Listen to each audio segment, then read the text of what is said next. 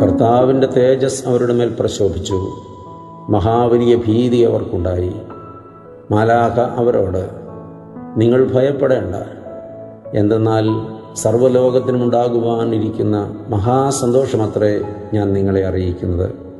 വിശുദ്ധ ലൂക്കോസ് എഴുതിയ രക്ഷാസുവിശേഷം 2-ാം അധ്യായത്തിലെ 10-ാമത്തെ തിരുവചനം.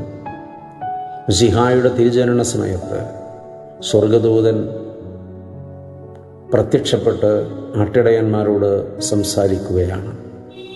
കർത്താവിൻ്റെ തേജസ് അവരുടെ മേൽ പ്രശോഭിച്ചു. അത് ലോകത്തിന്ന് വരെ ആരും കണ്ട് അനുഭവിച്ചിട്ടില്ലാത്ത മഹാ തേജസ്സായിരുന്നു. അതുകൊണ്ട് തന്നെ അവർക്ക് മഹാവലിയ ഭീതി ഉണ്ടായി. ഈ ലോകത്തിൻ്റെ ഇരുളിൽ വസിക്കുന്നവർക്ക് ദൈവീക ദർശനം മഹാവലിയ ഭീതി ഉണ്ടാക്കിയേക്കാം. എന്നാൽ ആ ഭീതി അസ്ഥാനത്താണ്. മാലാഖ അവരോട് സംസാരിക്കുന്നു.